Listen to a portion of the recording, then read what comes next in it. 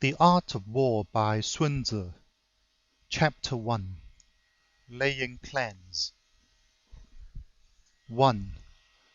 Sun Tzu said, "The art of war is of vital importance to the state." 2.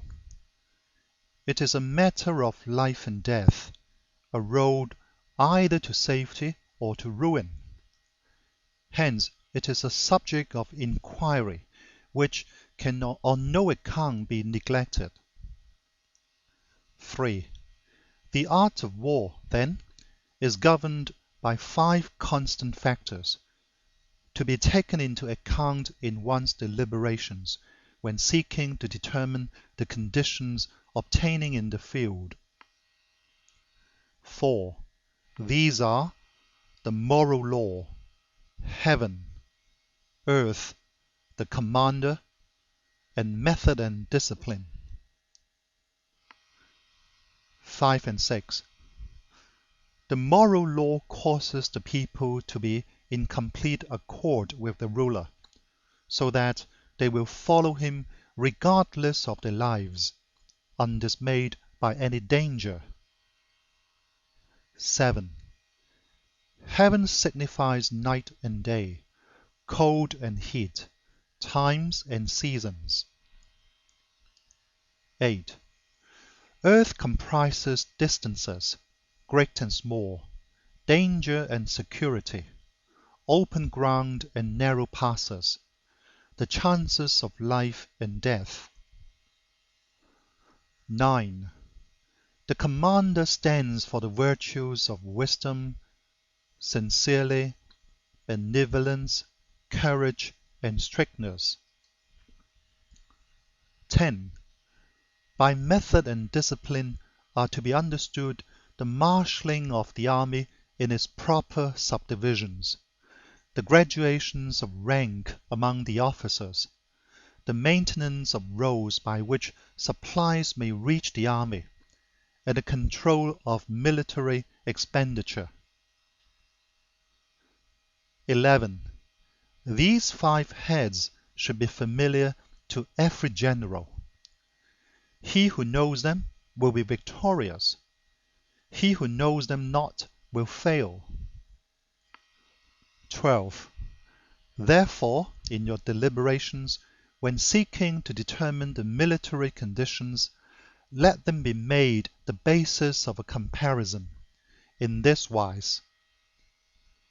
13. 1. Which of the 2 sovereigns is imbued with the moral law? 2. Which of the 2 generals has most ability? 3. With whom lie the advantages derived from heaven and earth? 4. On which side is discipline most rigorously enforced? 5. Which army is stronger? 6. On which side are officers and men more highly trained? 7. In which army is there the greater constancy, both in reward and punishment? 14. By means of these 7 considerations, I can forecast victory or defeat. 15. The general that hearkens to my counsel and acts upon it will conquer. Let such a one be retained in command. The general that hearkens not to my counsel, nor acts upon it, will suffer defeat. Let such a one be dismissed. 16. While heading the profit of my counsel, avail yourself also of any helpful circumstances over and beyond the ordinary rules. 17. According as circumstances are favorable, one should modify one's plans. 18. All warfare is based on deception. 19. Hence, when able to attack, we must seem unable. When using our forces, we must seem inactive. When we are near, we must make the enemy believe we are far away. When far away, we must make him believe we are near. 20. Hold out baits to entice the enemy. Feign disorder and crush him. 21. If he is secure at all points, be prepared for him. If he is in superior strength, evade him. 22. If your opponent is of choleric temper, seek to irritate him. Pretend to be weak, that he may grow arrogant. 23. If he is taking his ease, give him no rest. If his forces are united, separate them. 24. Attack him where he is unprepared. Appear where you are not expected. 25. These military devices leading to victory must not be divulged beforehand. 26. Now the general who wins a battle makes many calculations in his temple ere the battle is fought. The general who loses a battle makes but few calculations beforehand. Thus do many calculations lead to victory, and few calculations to defeat. How much more no calculation at all? It is by attention to this point that I can foresee who is likely to win or lose. End of chapter 1.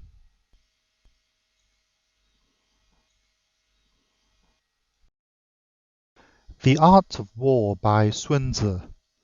Chapter 2. Waging War. 1. Sun Tzu said, in the operations of war, where there are in the field 1,000 swift chariots, as many heavy chariots, and 100,000 mail-clad soldiers, with provisions enough to carry them 1,000 li, the expenditure at home and at the front, including entertainment of guests, small items such as glue and paint, and some spent on chariots and armor, will reach the total of 1,000 ounces of silver per day. Such is the cost of raising an army of 100,000 men. 2. When you engage in actual fighting, if victory is long in coming, then men's weapons will grow dull, and their ardor will be damped. If you lay siege to a town, you will exhaust your strength. 3. Again, if the campaign is protracted, the resources of the state will not be equal to the strain. 4. Now, when your weapons are dulled, your ardor damped, your strength exhausted, and your treasure spent, other chieftains will spring up to take advantage of your extremity.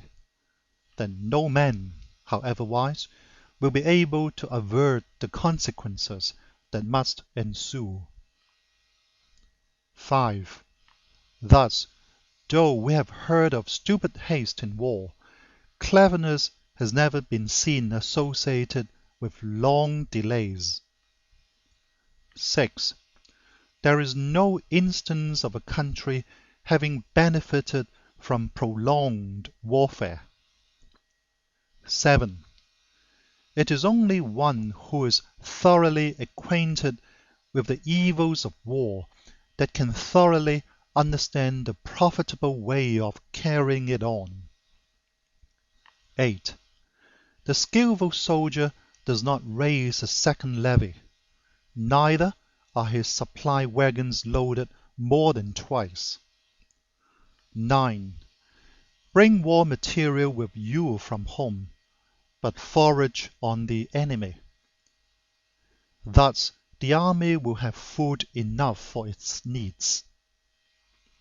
10.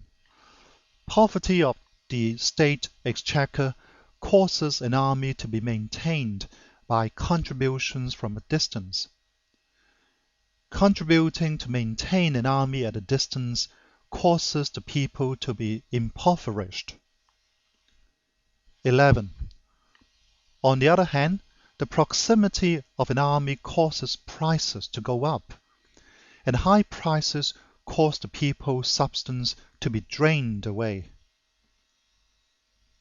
12. When the substance is drained away, the peasantry will be afflicted by heavy exactions. 13 and 14.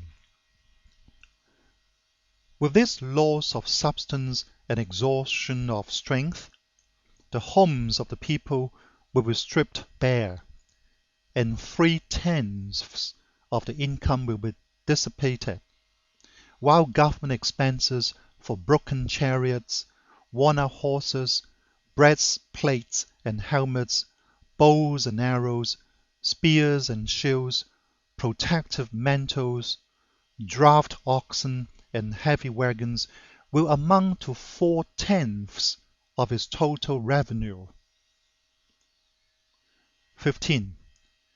Hence, a wise general makes a point of foraging on the enemy.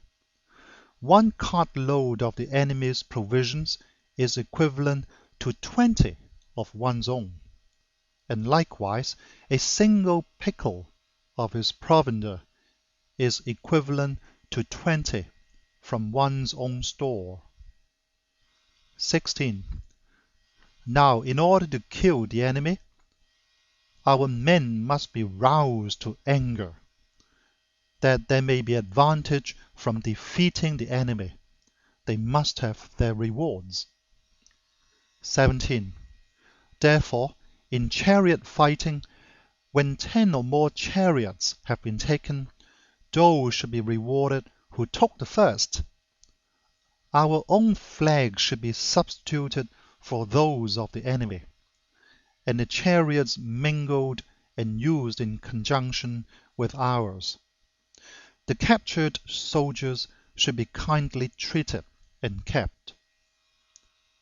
18. This is called using the conquered foe to augment one's own strength. 19. In war, then, let your great object be victory, not lengthy campaigns. 20. Thus, it may be known that the leader of armies is the arbiter of the people's fate, the man on whom it depends whether the nation shall be in peace or in peril. End of chapter 2.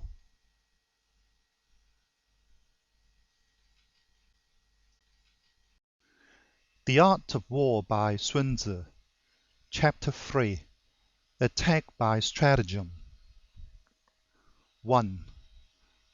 Sun Tzu said, in the practical art of war, the best thing of all is to take the enemy's country whole and intact. To shatter and destroy it is not so good. So, too, it is better to recapture an army entire than to destroy it, to capture a regiment, a detachment, or a company entire than to destroy them. 2. Hence to fight and conquer in all your battles is not supreme excellence. Supreme excellence consists in breaking the enemy's resistance without fighting. 3. Thus, the highest form of generalship is to balk the enemy's plans. The next best is to prevent the junction of the enemy's forces. The next, in order, is to attack the enemy's army in the field. And the worst policy of all is to besiege walled cities. 4. The rule is not to besiege walled cities if it can possibly be avoided. The preparation of mantelettes, movable shelters, and various implements of war will take up 3 whole months, and the piling up of mounds over against the walls will take 3 months more. 5. The general, unable to control his irritation, will launch his men to the assault like swarming ants, with the result that 1/3 of his men are slain, while the town still remains untaken. Such are the disastrous effects of a siege. 6. Therefore, the skillful leader subdues the enemy's troops without any fighting. He captures their cities without laying siege to them. He overthrows the kingdom without lengthy operations in the field. 7.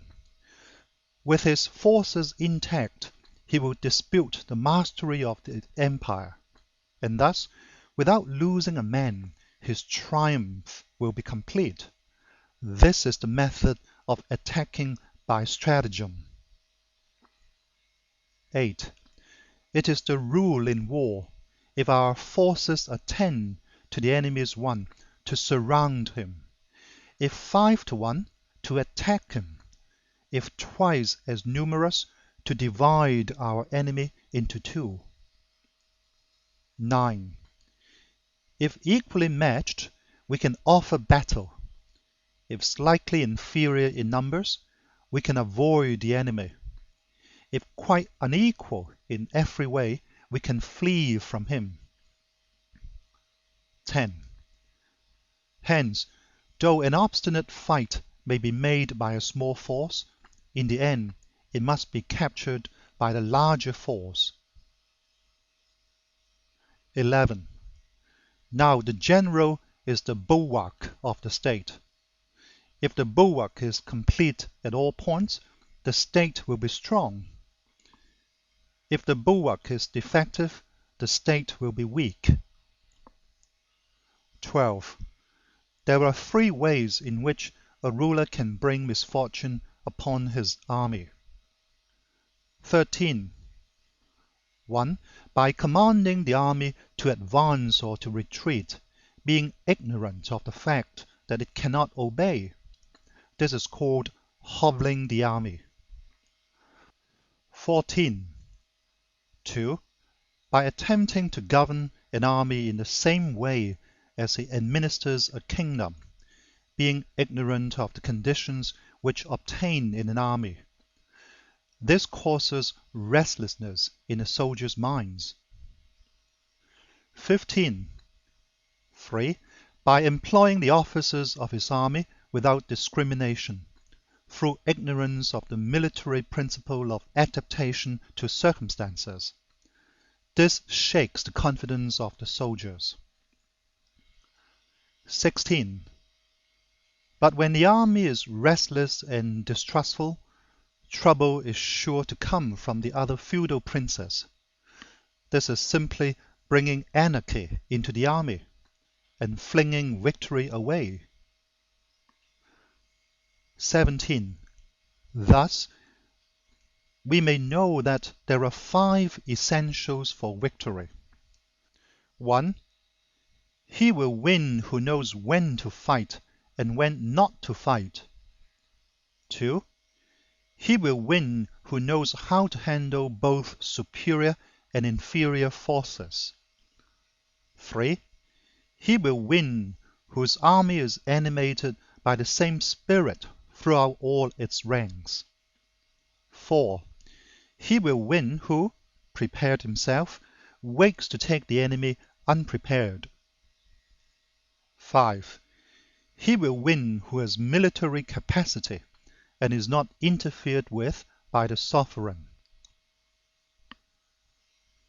18. Hence the saying, if you know the enemy and know yourself, you need not fear the result of 100 battles. If you know yourself but not the enemy, for every victory gained you will also suffer a defeat. If you know neither the enemy nor yourself, you will succumb in every battle. End of chapter 3.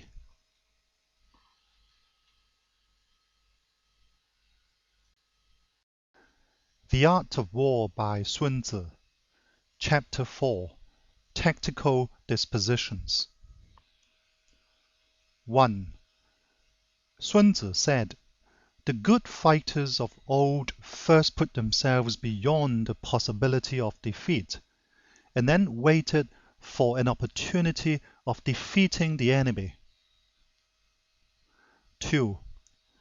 To secure ourselves against defeat lies in our own hands, but the opportunity of defeating the enemy is provided by the enemy himself.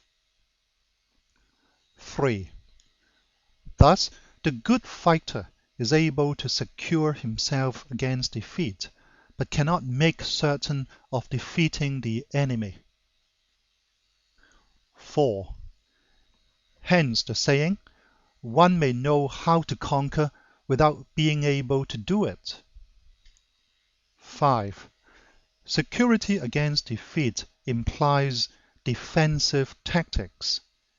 Ability to defeat the enemy means taking the offensive. 6. Standing on the defensive indicates insufficient strength. Attacking a superabundance of strength. 7. The general who is skilled in defense hides in the most secret recesses of the earth. He who is skilled in attack flashes forth from the topmost heights of heaven. Thus, on the one hand we have ability to protect ourselves, on the other a victory that is complete. 8. To see victory only when it is within the ken of the common herd is not the acme of excellence. 9. Neither is it the acme of excellence if you fight and conquer and the whole empire says, "Well done." 10. To lift an autumn hair is no sign of great strength.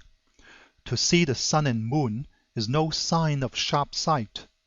To hear the noise of thunder is no sign of a quick ear. 11. What the ancients called a clever fighter is one who not only wins, but excels in winning with ease. 12. Hence his victories bring him neither reputation for wisdom nor credit for courage.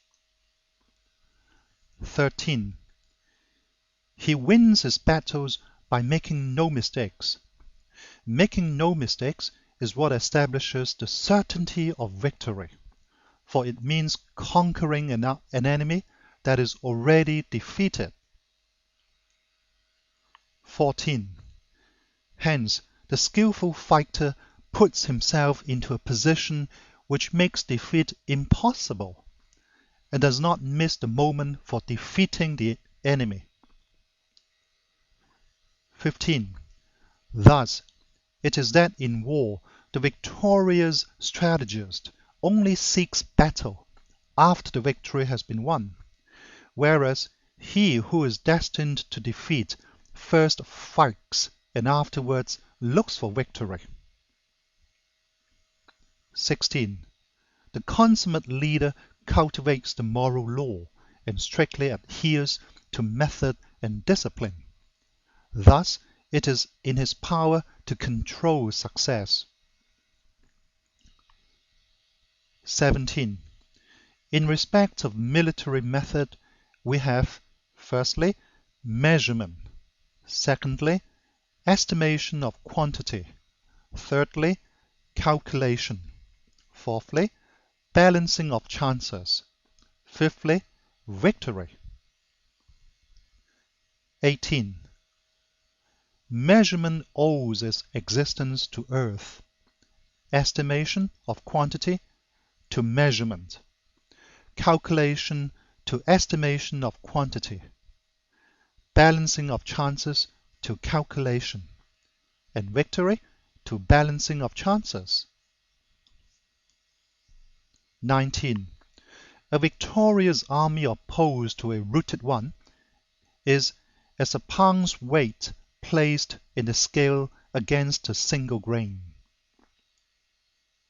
20. The onrush of a conquering force is like the bursting of pent-up waters into a chasm 1,000 fathoms deep. End of chapter 4.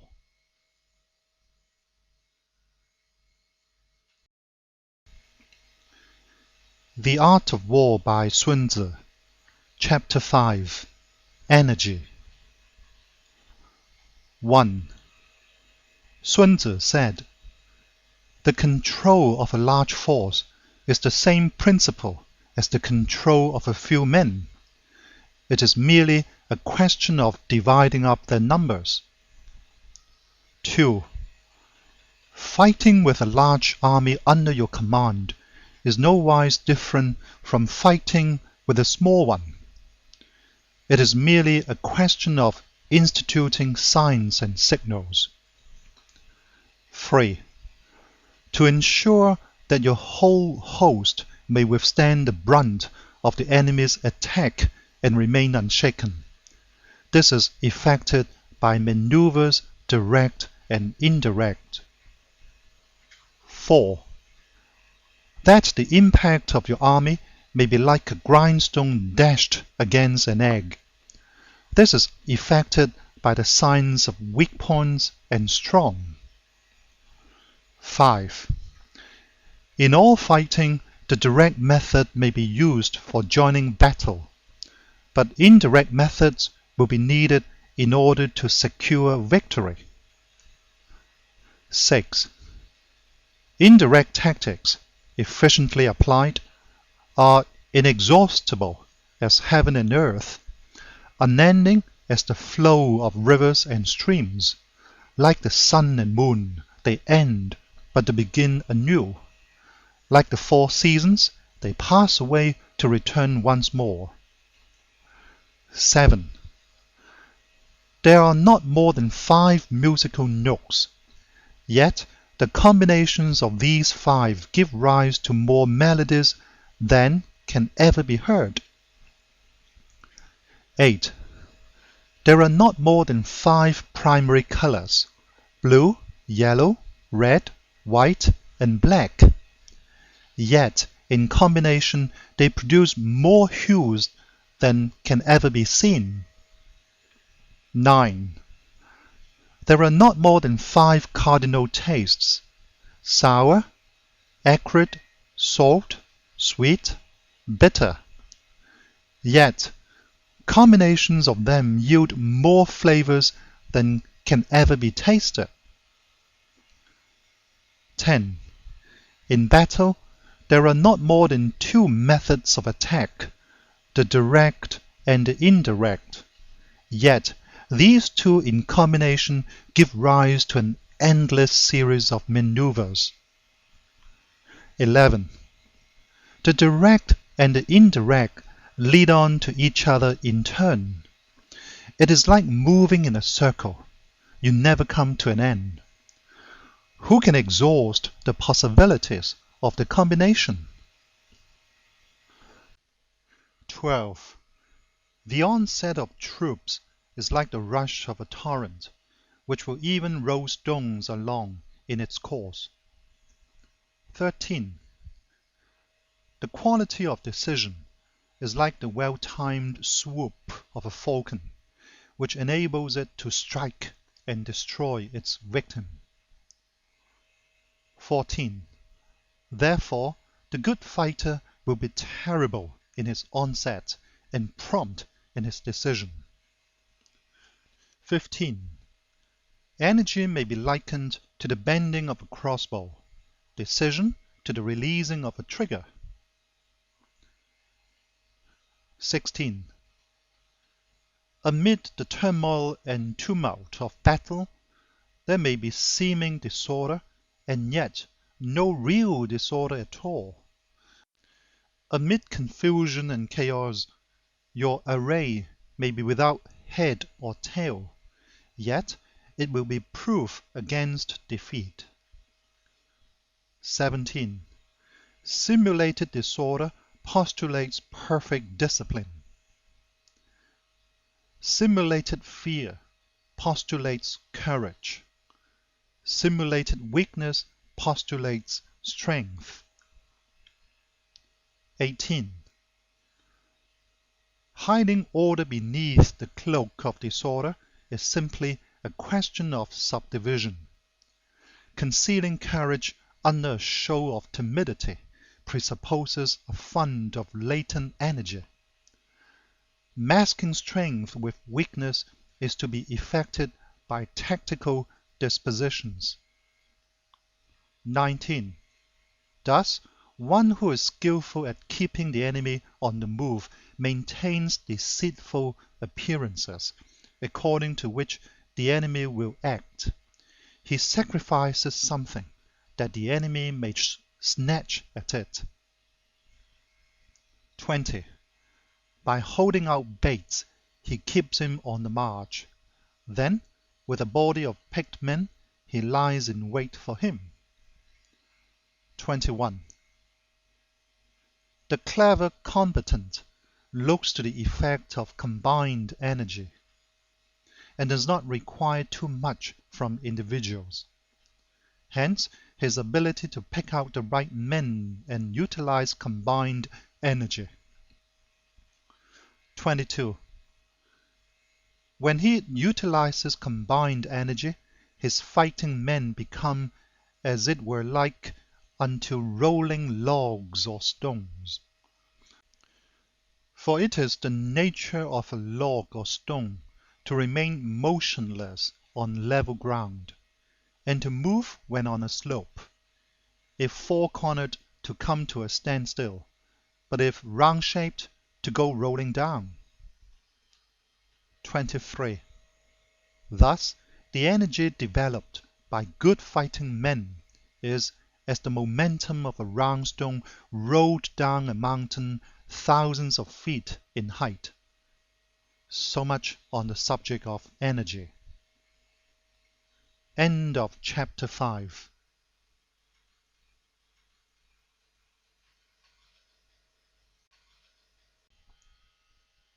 The Art of War by Sun Tzu. Chapter 6. Weak points and strong. 1. Sun Tzu said, "Whoever is first in the field and awakes the coming of the enemy will be fresh for the fight.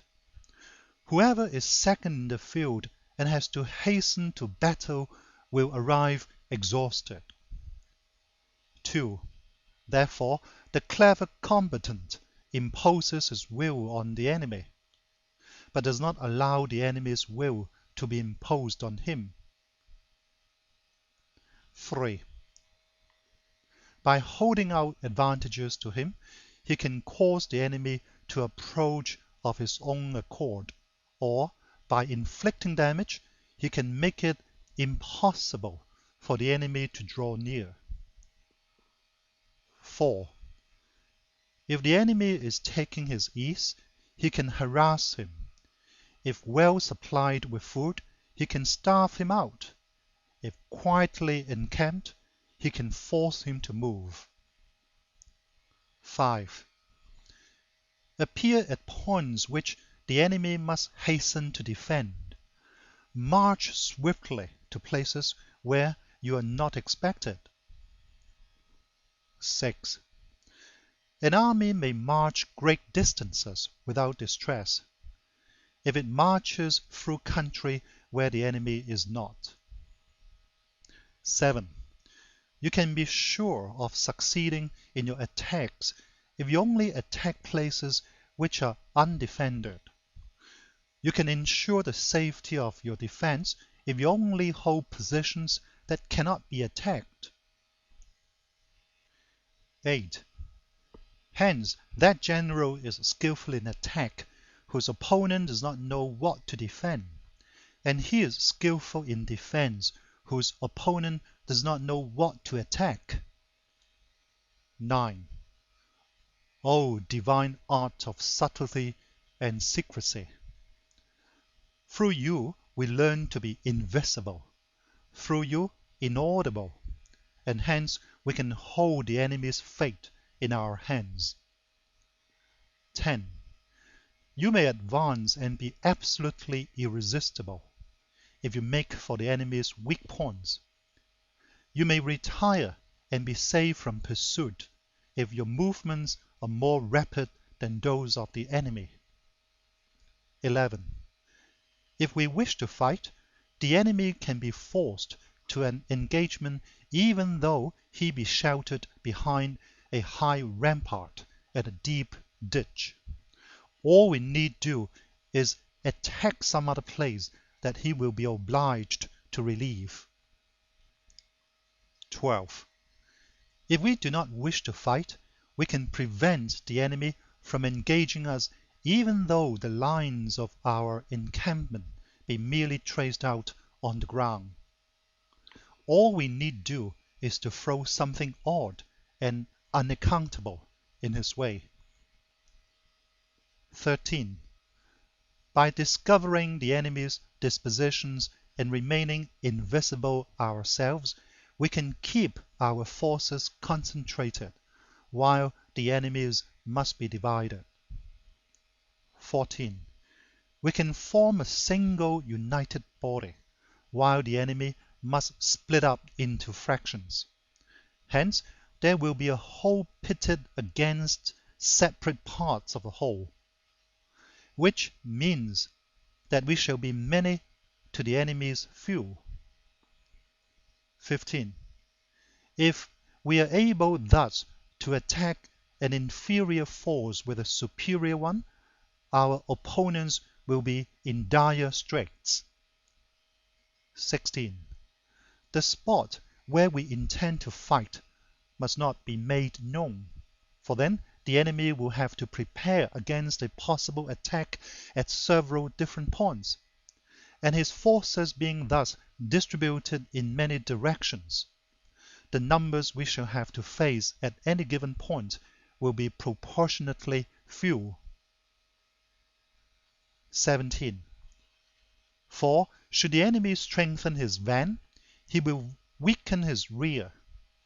Should he strengthen his rear, he will weaken his van. Should he strengthen his left, he will weaken his right. Should he strengthen his right, he will weaken his left. If he sends reinforcements everywhere, he will everywhere be weak. 18. Numerical weakness comes from having to prepare against possible attacks. Numerical strength from compelling our adversary to make these preparations against us. 19.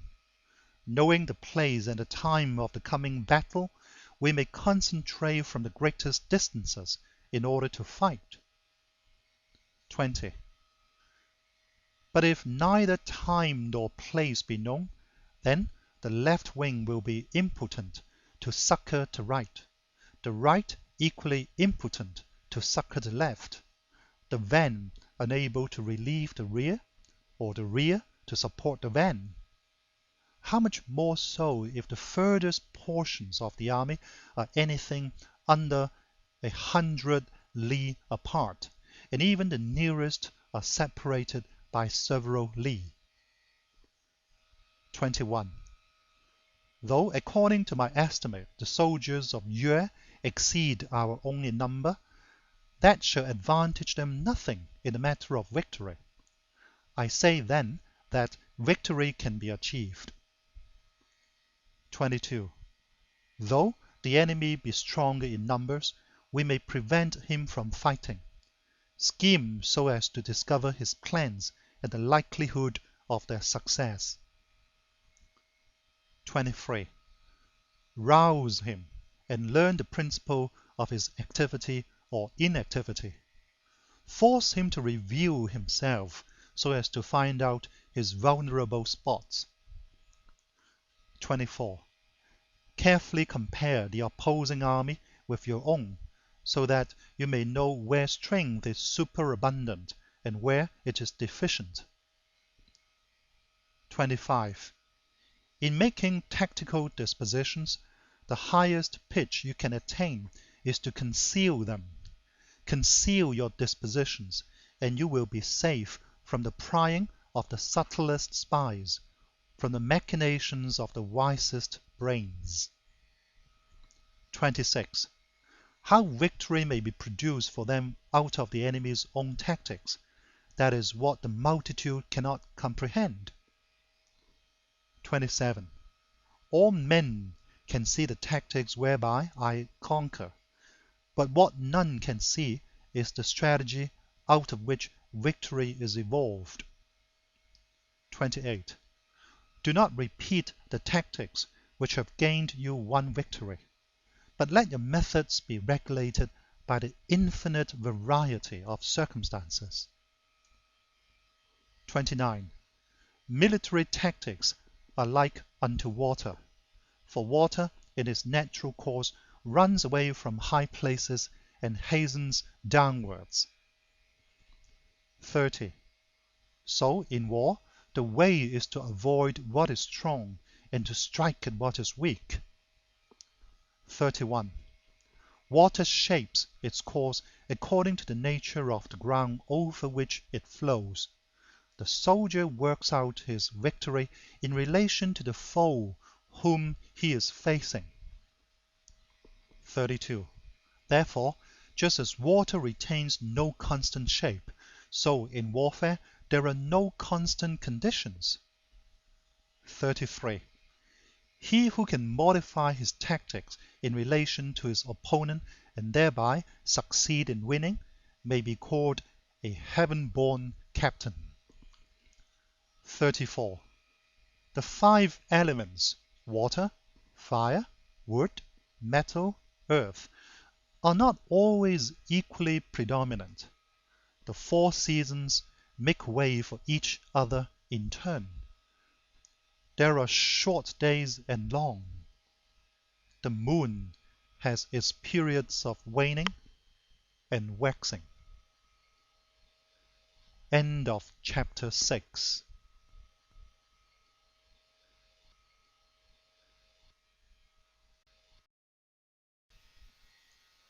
The Art of War by Sun Tzu. Chapter 7. Maneuvering. 1. Sun Tzu said, in war the general receives his commands from the sovereign. 2. Having collected an army and concentrated his forces, he must blend and harmonize the different elements thereof before pitching his camp. 3. After that comes tactical maneuvering, than which there is nothing more difficult. The difficulty of tactical maneuvering consists in turning the devious into the direct, and misfortune into gain. 4. Thus, to take a long and circuitous route, after enticing the enemy out of the way, and though starting after him, to strive to reach the goal before him, shows knowledge of the artifice of deviation. 5. Maneuvering with an army is advantageous, with an undisciplined multitude most dangerous. 6. If you set a fully equipped army in march in order to snatch an advantage, the chances are that you will be too late. On the other hand, to detach a flying column for the purpose involves the sacrifice of his baggage and stores. 7.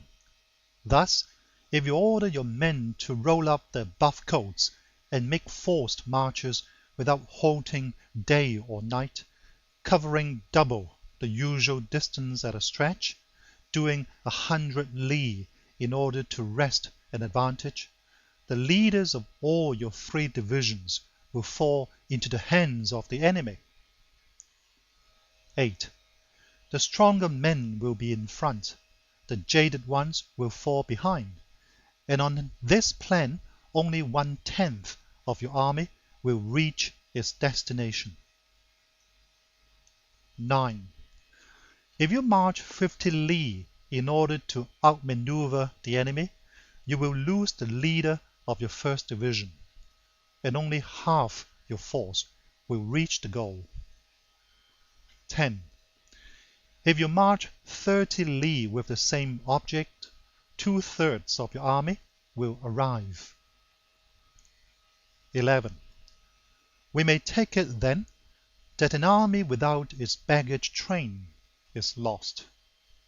Without provisions, it is lost. Without basis of supply, it is lost. 12. We cannot enter into alliances until we are acquainted with the designs of our neighbors. 13.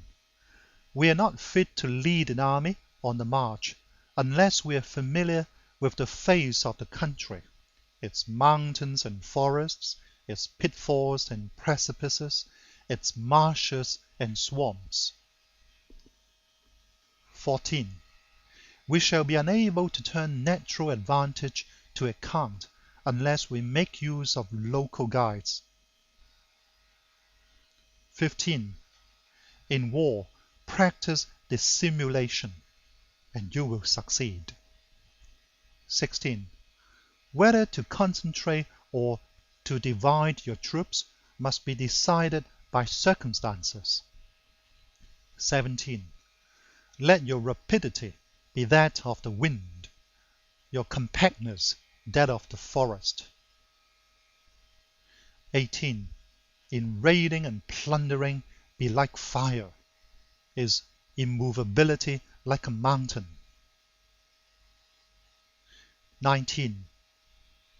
Let your plans be dark and impenetrable as night, and when you move, fall like a thunderbolt. 20.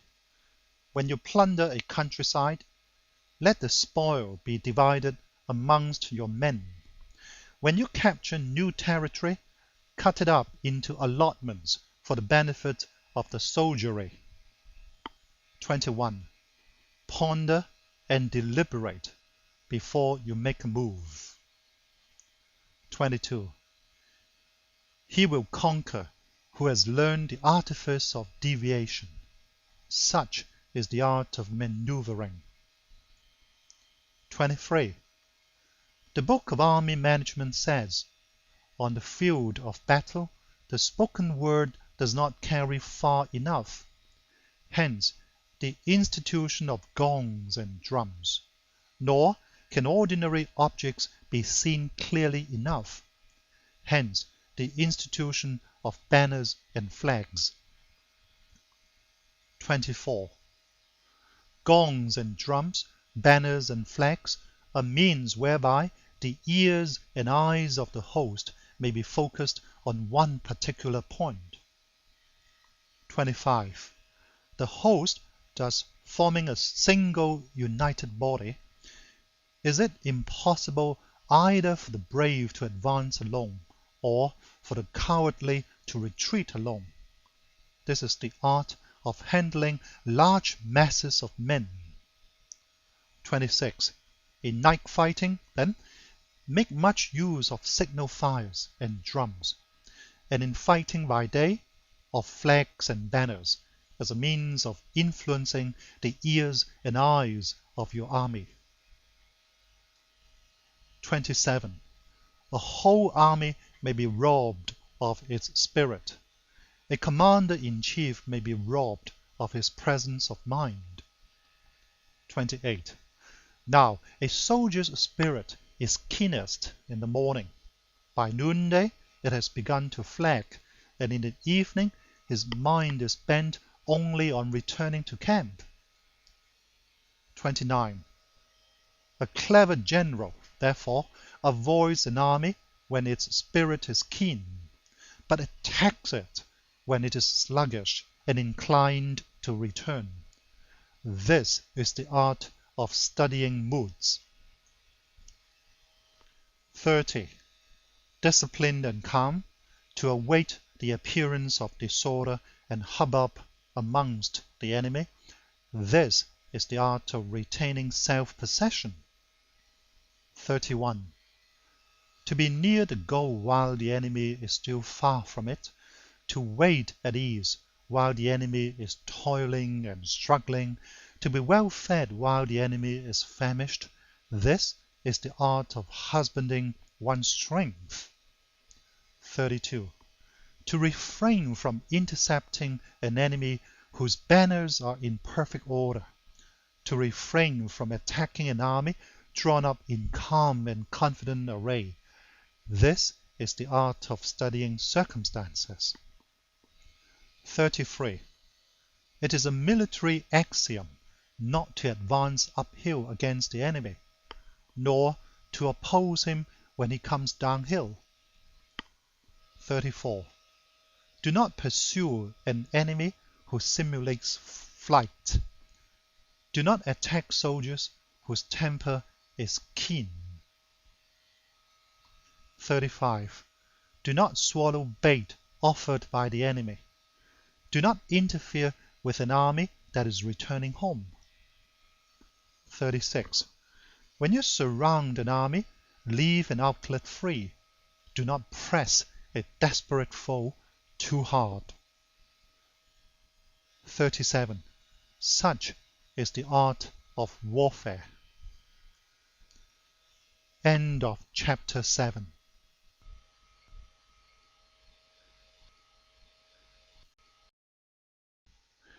The Art of War by Sun Tzu, Chapter 8. Variation in Tactics. 1. Sun Tzu said, "In war, the general receives his commands from the sovereign, collects his army, and concentrates his forces." 2. When in difficult country, do not encamp. In country where high roads intersect, join hands with your allies. Do not linger in dangerously isolated positions. In hemmed-in situations, you must resort to stratagem. In desperate position, you must fight. 3. There are roads which must not be followed, armies which must be not attacked, towns which must not be besieged, positions which must not be contested, commands of the sovereign which must not be obeyed. 4. The general who thoroughly understands the advantages that accompany variation of tactics knows how to handle his troops. 5. The general who does not understand these may be well acquainted with the configuration of the country, yet he will not be able to turn his knowledge to practical account. 6. So the student of war who is unversed in the art of war, of varying his plans, even though he be acquainted with the 5 advantages, will fail to make the best use of his men. 7. Hence, in a wise leader's plans, considerations of advantage and of disadvantage will be blended together. 8. If our expectation of advantage be tempered in this way, we may succeed in accomplishing the essential part of our schemes. 9. If, on the other hand, in the midst of difficulties we are always ready to seize an advantage, we may extricate ourselves from misfortune. 10. Reduce the hostile chiefs by inflicting damage on them, and make trouble for them, and keep them constantly engaged. Hold out specious allurements, and make them rush to any given point. 11. The art of war teaches us to rely not on the likelihood of the enemy's not coming, but on our own readiness to receive him, not on the chance of his not attacking, but rather on the fact that we have made our position unassailable. 12. There are 5 dangerous faults which may affect a general. 1. recklessness which leads to destruction. 2. Cowardice which leads to capture. 3. A hasty temper which can be provoked by insults. 4. A delicacy of honor which is sensitive to shame. 5. Over-solicitude for his men, which exposes him to worry and trouble. 13. These are the 5 besetting sins of a general, ruinous to the conduct of war. 14. When an army is overthrown and its leader slain, the cause will surely be found among these 5 dangerous faults. Let them be a subject of meditation. End of chapter 8.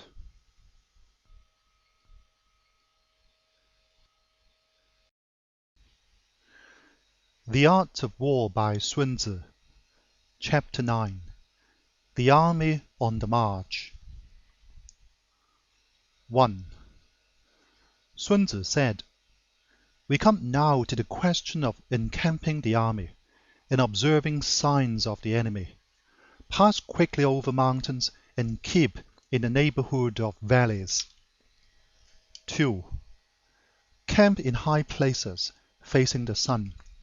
Do not climb heights in order to fight. So much for mountain warfare. 3.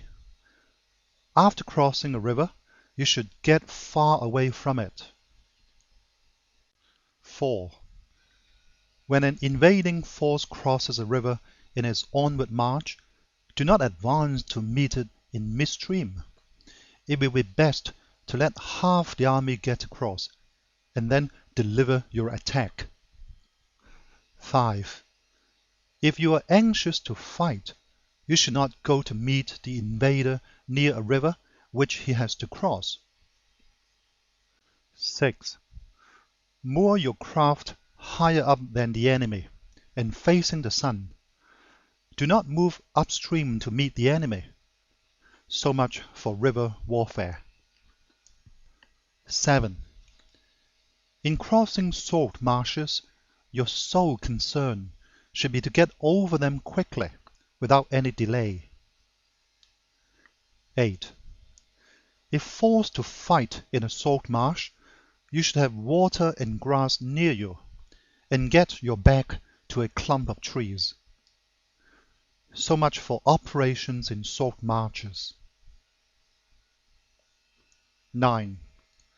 In dry, level country, take up an easily accessible position with rising ground to your right and on your rear, so that the danger may be in front and safety lie behind. So much for campaigning in flat country. 10. These are the 4 useful branches of military knowledge which enable the Yellow Emperor to vanquish 4 several sovereigns. 11. All armies prefer high ground to low and sunny places to dark. 12. If you are careful of your men and camp on hard ground, the army will be free from disease of every kind, and this will spell victory. 13. When you come to a hill or a bank, occupy the sunny side, with the slope on your right rear. Thus you will at once act for the benefit of your soldiers and utilize the natural advantages of the ground. 14. When, in consequence of heavy rains up country, a river which you wish to ford is swollen and flecked with foam, you must wait until it subsides.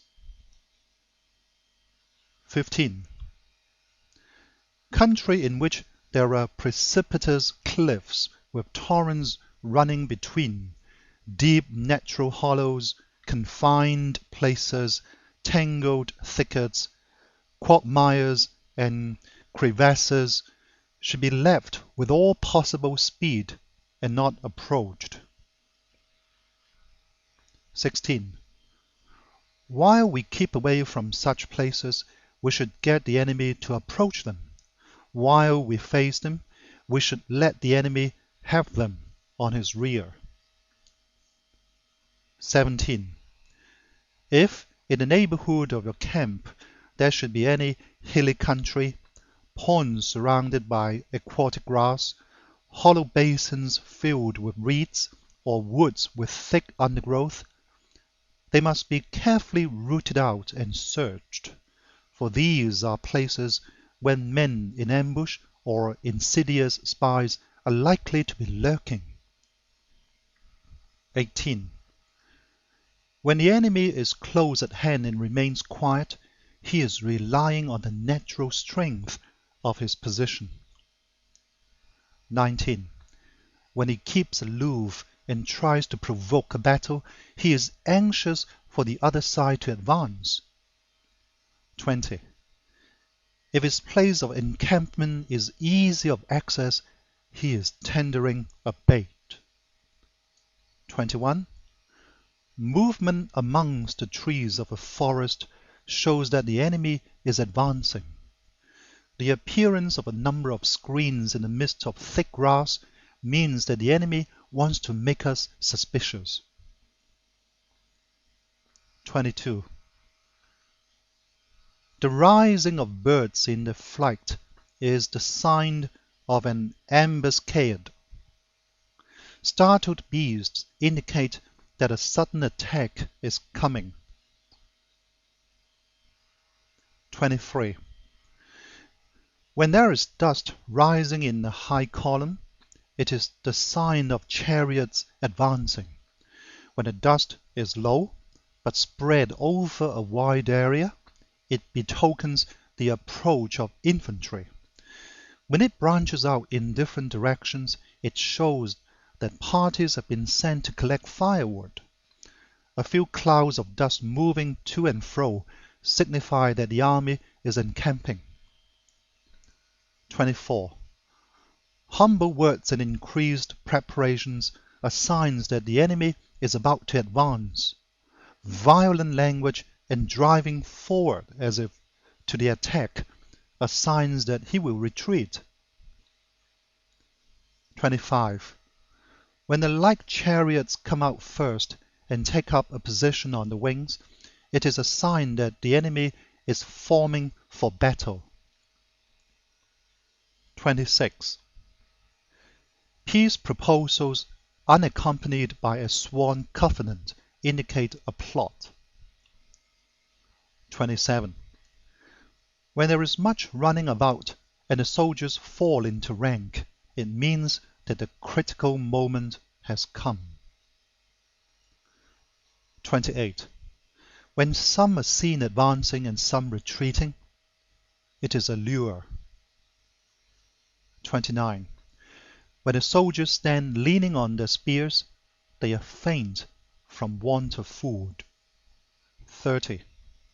If those who are sent to draw water begin by drinking themselves, the army is suffering from thirst.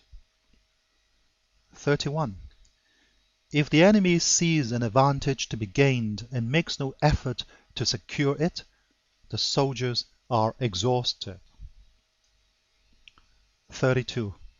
If birds gather on any spot, it is unoccupied. Clamor by night betokens nervousness. 33. If there is disturbance in the camp, the general's authority is weak. If the banners and flags are shifted about, sedition is afoot. If the officers are angry, it means that the men are weary. 34. When an army feeds its horses with grain and kills its cattle for food, and when the men do not hang the cooking pots over the campfires, showing that they will not return to their tents, you may know that they are determined to fight to the death. 35. The sight of men whispering together in small knots or speaking in subdued tones points to disaffection amongst the rank and file. 36. Too frequent rewards signify that the enemy is at the end of his resources. Too many punishments betray a condition of dire distress. 37. To begin by bluster, but afterwards to take fright at the enemy's numbers, shows a supreme lack of intelligence. 38. When envoys are sent with compliments in their mouths, it is a sign that the enemy wishes for a truce. 39. If the enemy's troops march up angrily and remain facing ours for a long time without either joining battle or taking themselves off again, the situation is one that demands great vigilance and circumspection. 40. If our troops are no more in number than the enemy, that is amply sufficient. It only means that no direct attack can be made. What we can do is simply to concentrate all our available strength, keep a close watch on the enemy, and obtain reinforcements. 41. He who exercises no forethought, but makes light of his opponents, is sure to be captured by them. 42. If soldiers are punished before they have grown attached to you, they will not prove submissive, and unless submissive, then will be practically useless. If when the soldiers have become attached to you, punishments are not enforced, they will still be useless. 43. Therefore, soldiers must be treated in the first instance with humanity, but kept under control by means of iron discipline. This is a certain road to victory. 44. If in training soldiers commands are habitually enforced, the army will be well disciplined. If not, its discipline will be bad. 45. If a general shows confidence in his men, but always insists on his orders being obeyed, the gain will be mutual. End of chapter 9.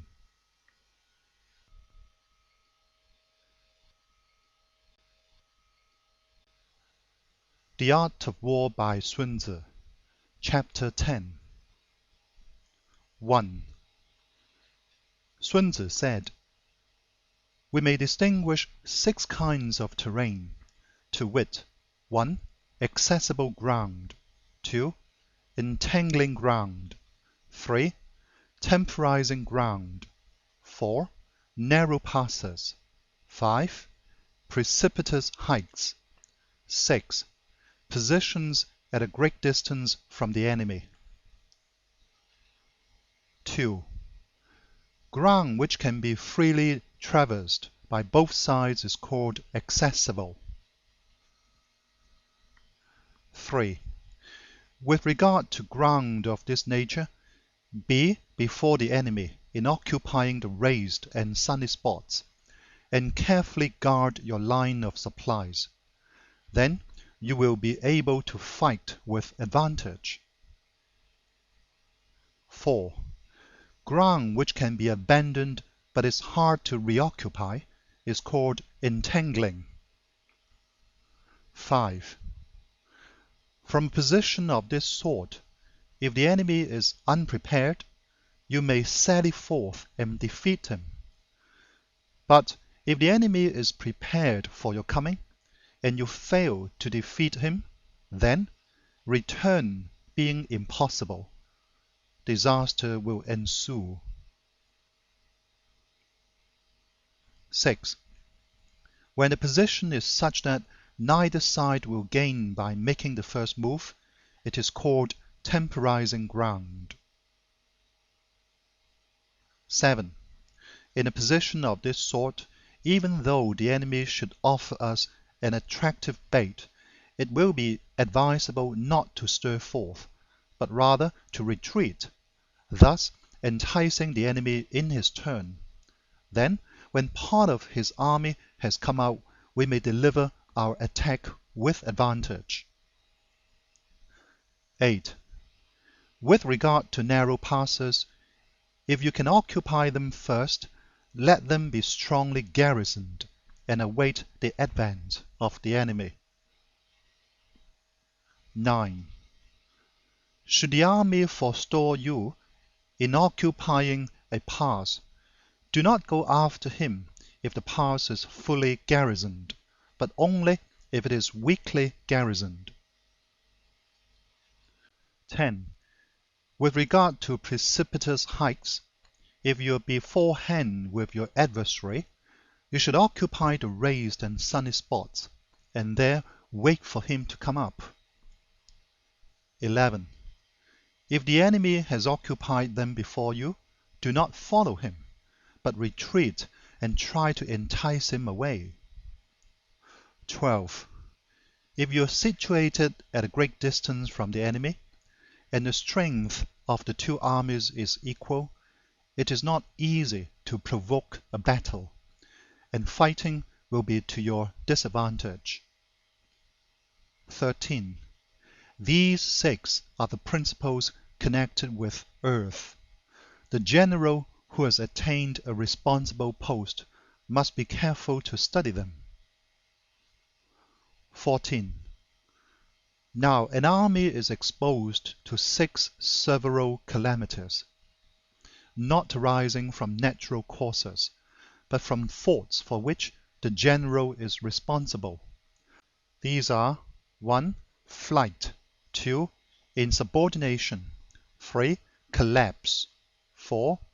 Ruin, 5. Disorganization, 6. Rout. 15. Other conditions being equal, if one force is hurled against another 10 times its size, the result will be the flight of the former. 16. When the common soldiers are too strong and their officers too weak, the result is insubordination. When the officers are too strong and the common soldiers too weak, the result is collapse. 17. When the higher officers are angry and insubordinate, and on meeting the enemy give battle on their own account from a feeling of resentment, before the commander-in-chief can tell whether or not he is in a position to fight, the result is ruin. 18. When the general is weak and without authority, when his orders are not clear and distinct, when there are no fixed duties assigned to officers and men, and the ranks are formed in a slovenly, haphazard manner, the result is utter disorganization.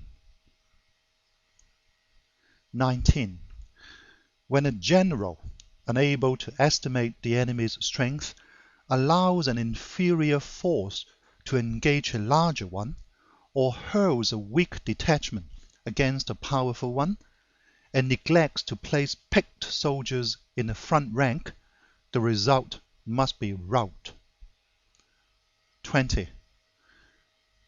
These are 6 ways of courting defeat, which must be carefully noted by the general who has attained a responsible post.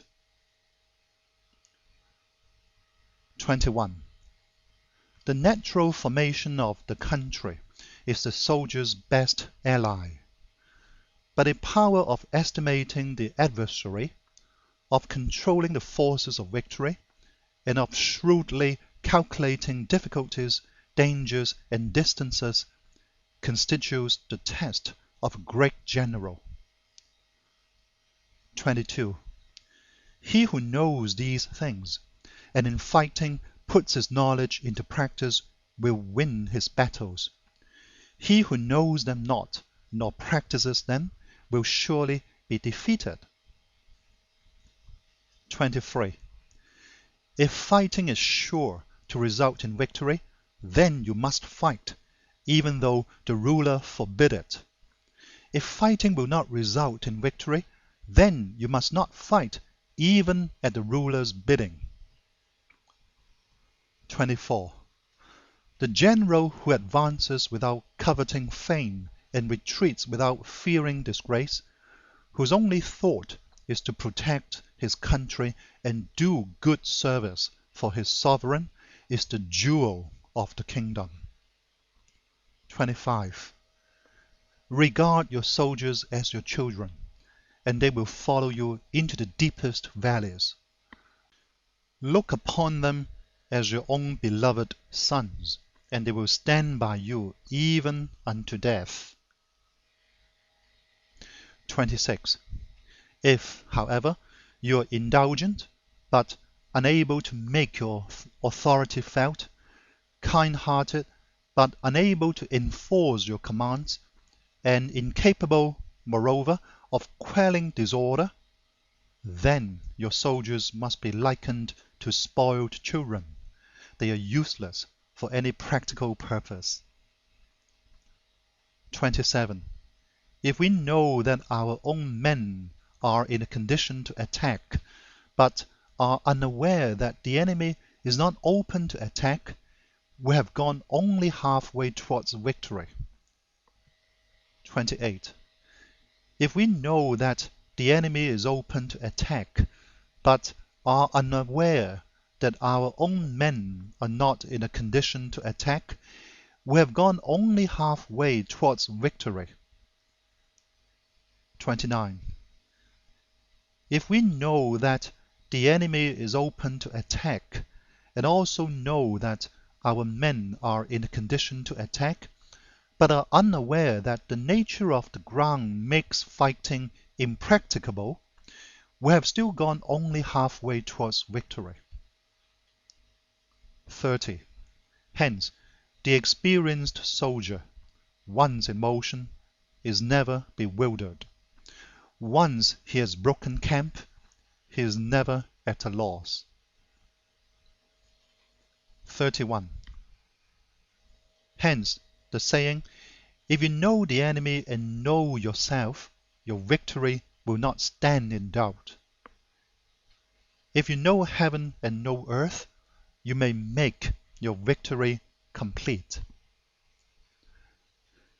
End of chapter 10.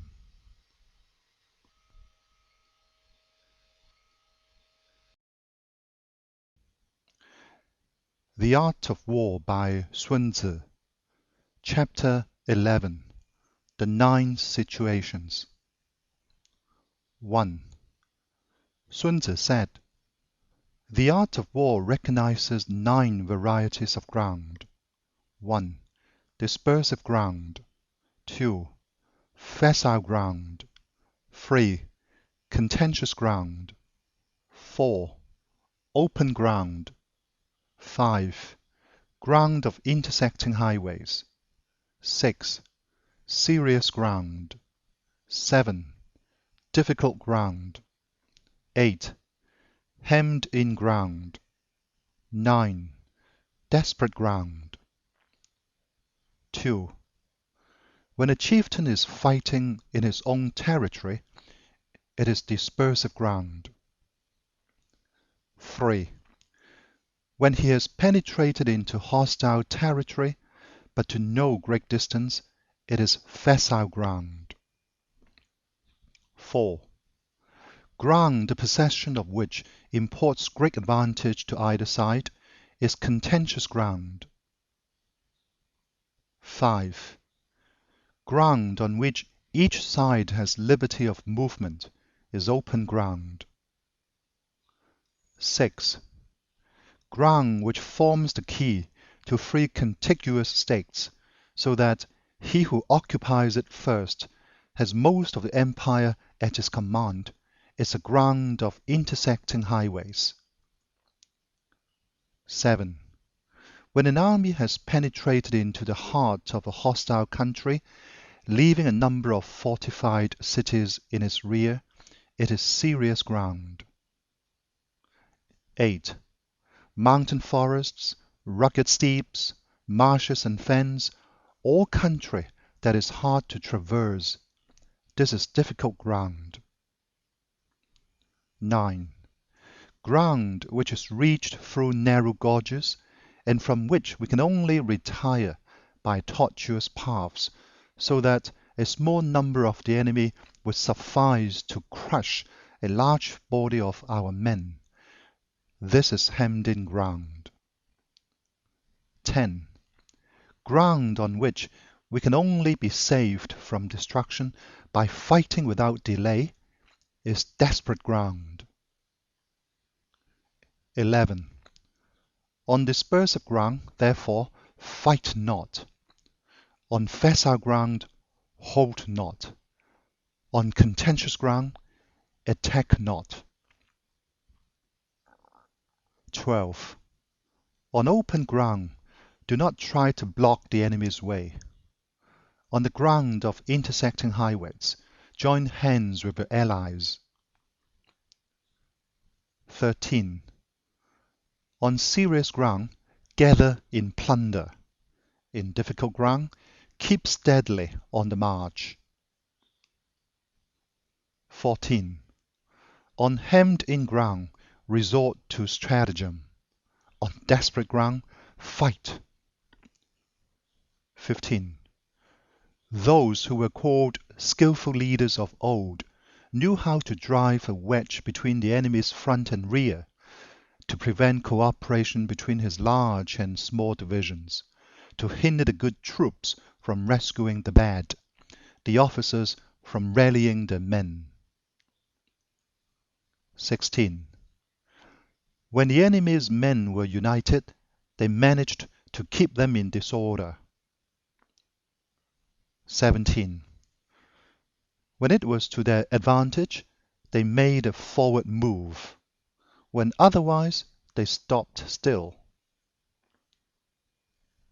18.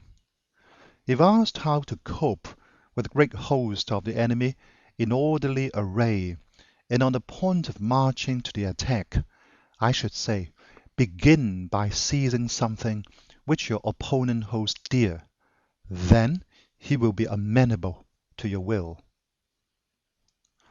19. Rapidity is the essence of war. Take advantage of the enemy's unreadiness, make a way by unexpected routes, and attack unguarded spots. 20. The following are the principles to be observed by an invading force. The further you penetrate into a country, the greater will be the solidarity of your troops, and thus the defenders will not prevail against you. 21.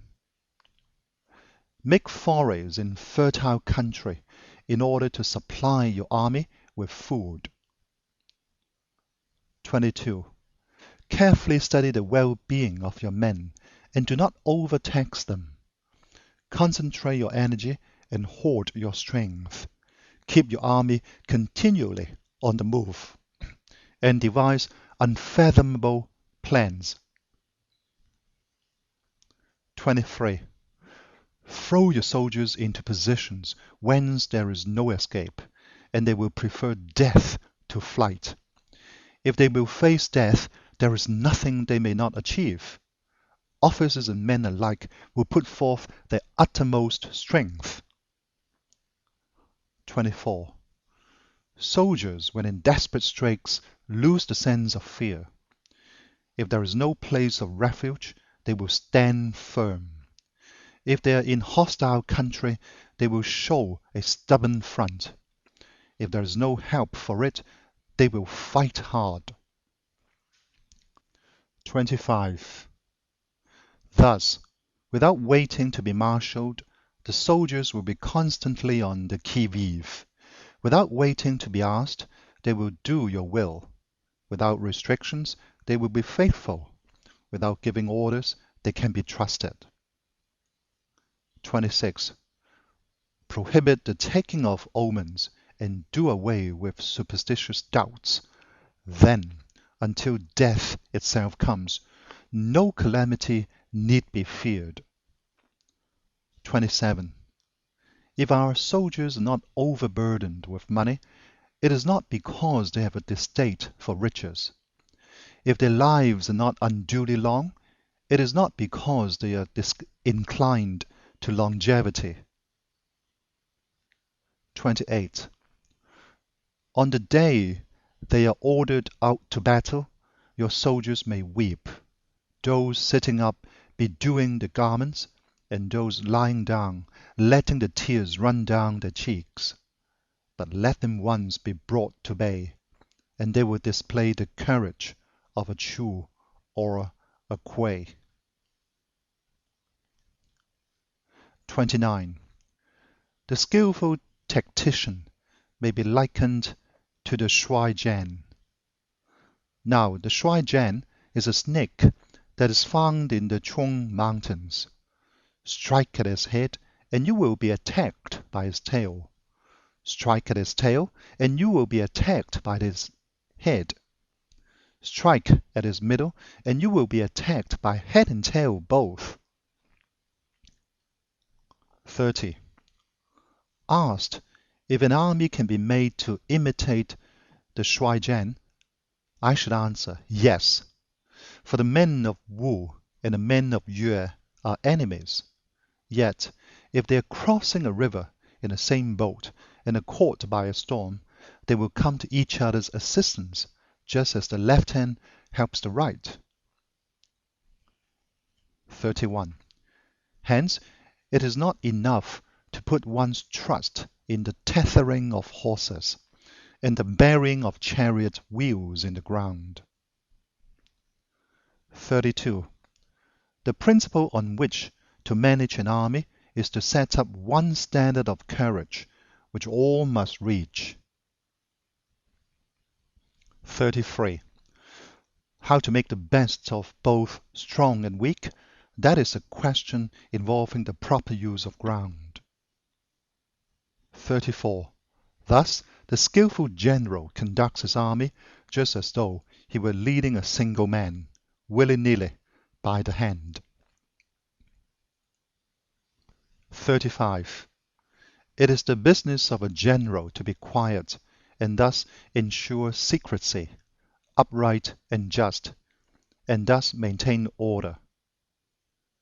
36. He must be able to mystify his officers and men by false reports and appearances, and thus keep them in total ignorance. 37. By altering his arrangements and changing his plans, he keeps the enemy without definite knowledge. By shifting his camp and taking circuitous routes, he prevents the enemy from anticipating his purpose. 38. At the critical moment, the leader of an army acts like one who has climbed up a height and then kicks away the ladder behind him.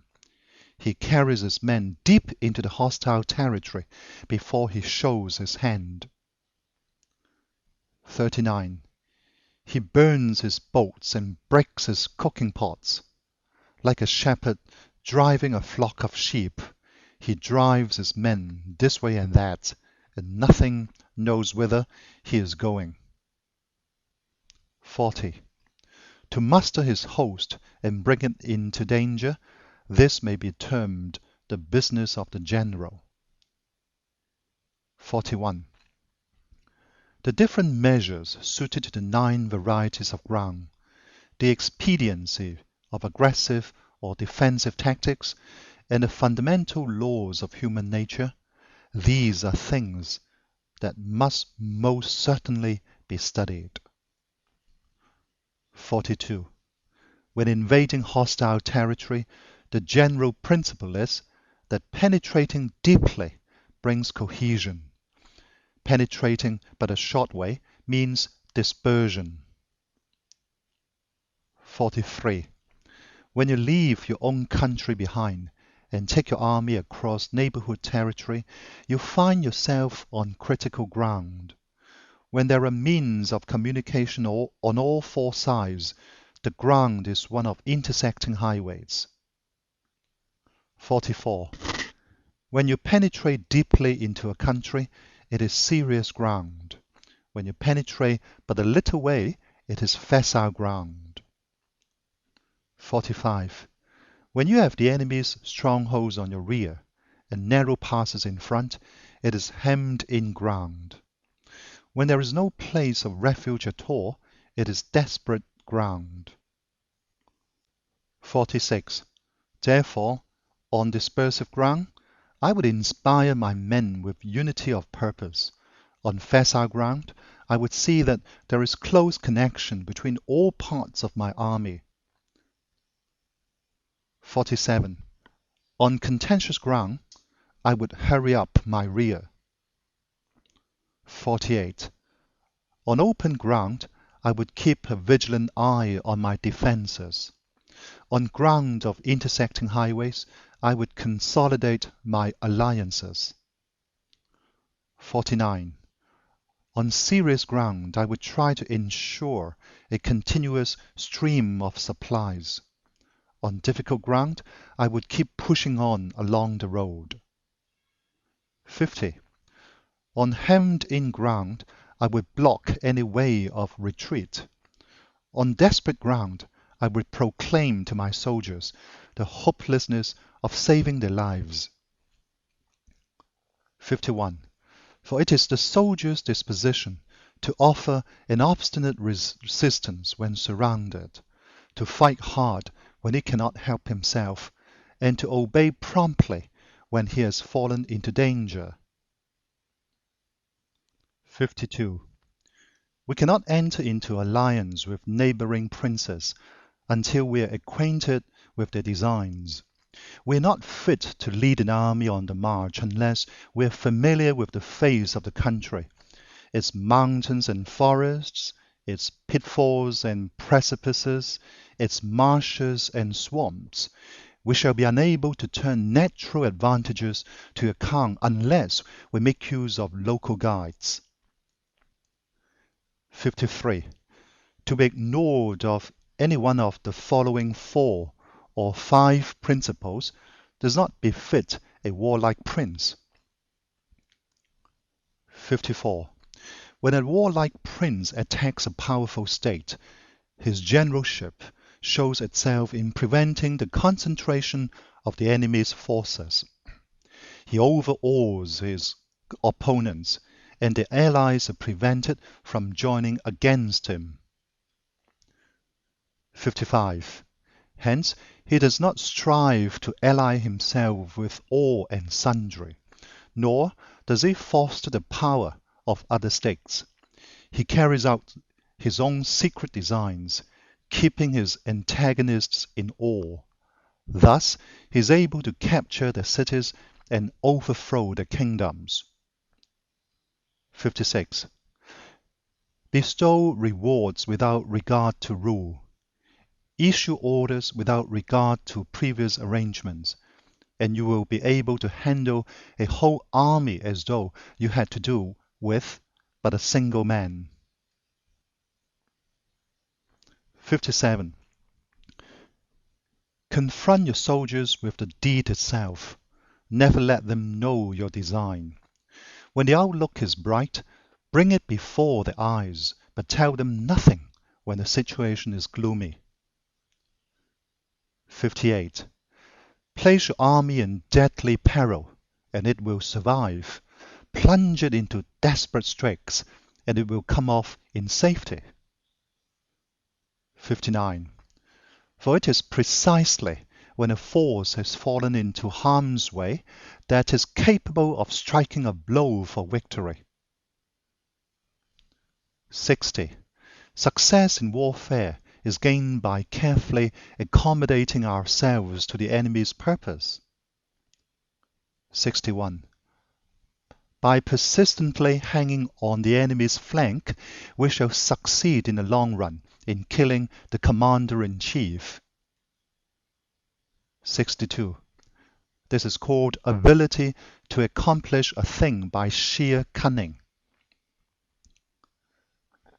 63. On the day that you take up your command, block the front passes, destroy the official tallies, and stop the passage of all emissaries. 64. Be stern in the council chamber, so that you may control the situation. 65. If the enemy leaves a door open, you must rush in. 66. Forestall your opponent by seizing what he holds dear, and subtly contrive to time his arrival on the ground. 67. Walk in the path defined by rule, and accommodate yourself to the enemy until you can fight a decisive battle. 68. At first, then, exhibit the coyness of a maiden until the enemy gives you an opening. Afterwards, emulate the rapidity of a running hare, and it will be too late for the enemy to oppose you. End of chapter 11.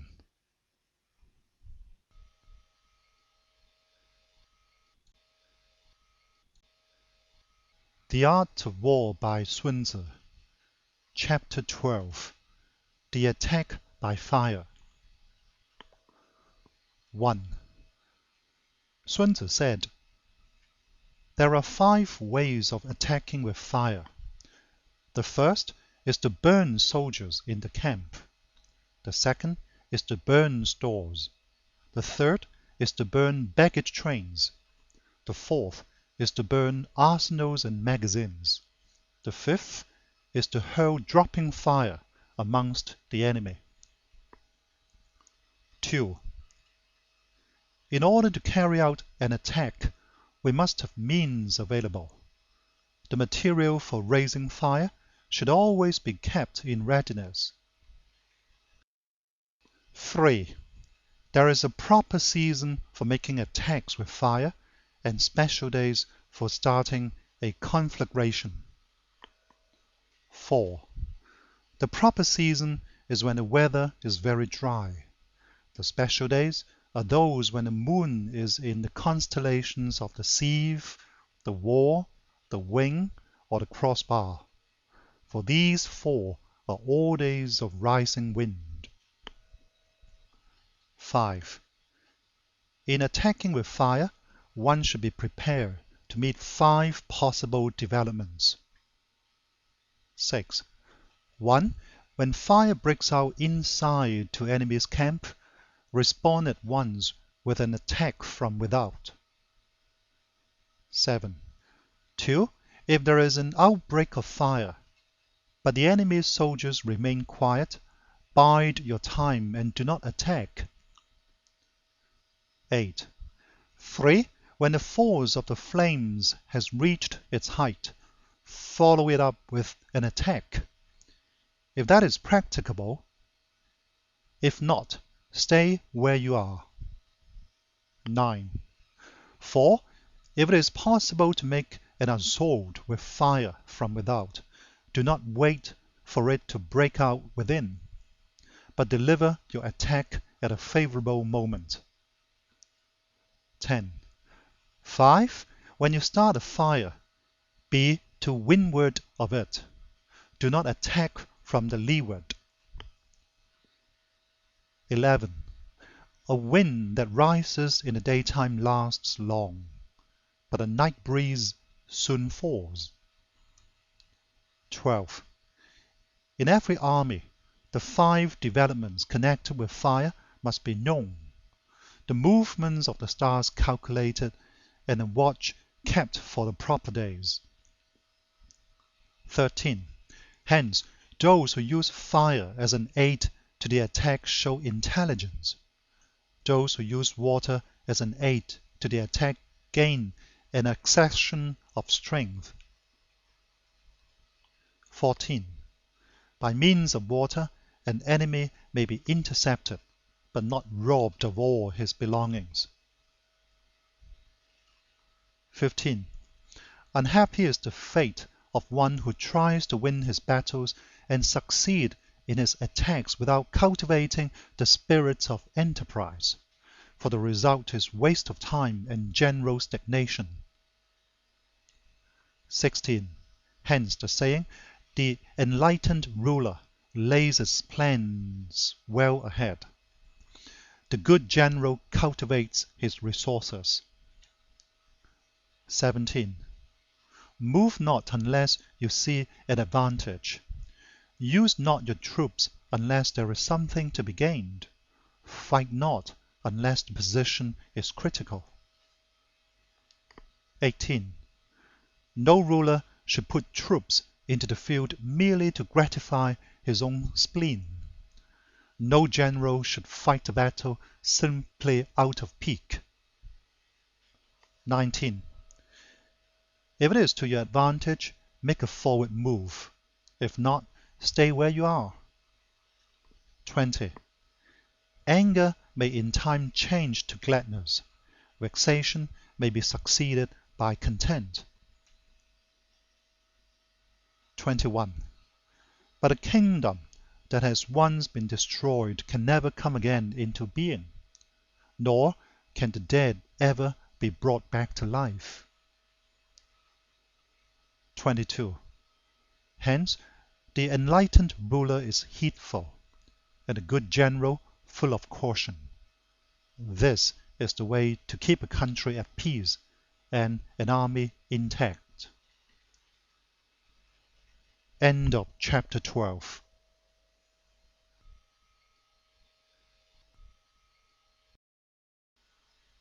The Art of War by Sun Tzu, Chapter 13. The Use of Spies. 1. Sun Tzu said, raising a host of 100,000 men and marching them great distances entails heavy loss on the people and a drain on the resources of the state. The daily expenditure will amount to 1,000 ounces of silver. There will be commotion at home and abroad, and men will drop down exhausted on the highways. As many as 700,000 families will be impeded in their labor. 2. Hostile armies may face each other for years, striving for the victory which is decided in a single day. This being so, to remain in ignorance of the enemy's condition simply because one grudges the outlay of 100 ounces of silver in honors and emoluments is the height of inhumanity. 3. One who acts thus is no leader of men, no present help to his sovereign, no master of victory. 4. Thus, what enables the wise sovereign and the good general to strike and conquer and achieve things beyond the reach of ordinary men is foreknowledge. 5. Now, this foreknowledge cannot be elicited from spirits.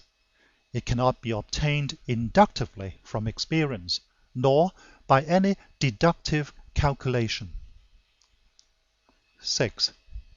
Knowledge of the enemy's dispositions can only be obtained from other men. 7. Hence the use of spies, of whom there are 5 classes. 1. Local spies. 2. Inward spies. 3. Converted spies. 4. Doomed spies. 5. Surviving spies. 8. When these 5 kinds of spy are all at work, none can discover the secret system. This is called divine manipulation of the threads. It is the sovereign's most precious faculty. 9. Having local spies means employing the services of the inhabitants of a district. 10. Having inward spies, making use of officials of the enemy. 11. Having converted spies, getting hold of the enemy's spies and using them for our own purposes. 12. Having doomed spies, doing certain things openly for purposes of deception and allowing our spies to know of them and report them to the enemy. 13. Surviving spies, finally, are those who bring back news from the enemy's camp. 14. Hence, it is that which none in the whole army are more intimate relations to be maintained than with spies. None should be more liberally rewarded. In no other business should greater secrecy be preserved. 15. Spies cannot be usefully employed without a certain intuitive sagacity. 16. They cannot be properly managed without benevolence and straightforwardness. 17. Without subtle ingenuity of mind, one cannot make certain of the truth of the reports. 18. Be subtle, and use your spies for every kind of business. 19. If a secret piece of news is divulged by a spy before the time is ripe, he must be put to death together with the man to whom the secret was told. 20. Whether the object be to crush an army, to storm a city, or to assassinate an individual, it is always necessary to begin by finding out the names of the attendants, the aides-de-camp, and doorkeepers and sentries of the general in command. Our spies must be commissioned to ascertain these. 21. The enemy's spies who have come to spy on us must be sought out, tempted with bribes, led away, and comfortably housed. Thus they will become converted spies and available for our service. 22. It is through the information brought by the converted spy that we are able to acquire and employ local and inward spies. 23. It is owing to his information, again, that we can cause the doomed spy to carry false tidings to the enemy. 24. Lastly, it is by his information that the surviving spy can be used on appointed occasions. 25. The end and aim of spying in all its 5 varieties is knowledge of the enemy, and this knowledge can only be derived, in the first instance, from the converted spies. Hence, it is essential that the converted spy be treated with the utmost liberality. 26. Of old, the rise of the Yin dynasty was due to Yi Qi, who had served under the Shuai. Likewise, the rise of the Zhao dynasty was due to Lu Ya, who had served under the Yin. 27. Hence, it is only the enlightened ruler and the wise general who will use the highest influence of the army for purposes of spying, and thereby they achieve great results. Spies are a most important element in war, because on them depends an army's ability to move. End of chapter 13. End of The Art of War by Sun Tzu. Recording by Paul Z. Hong Kong.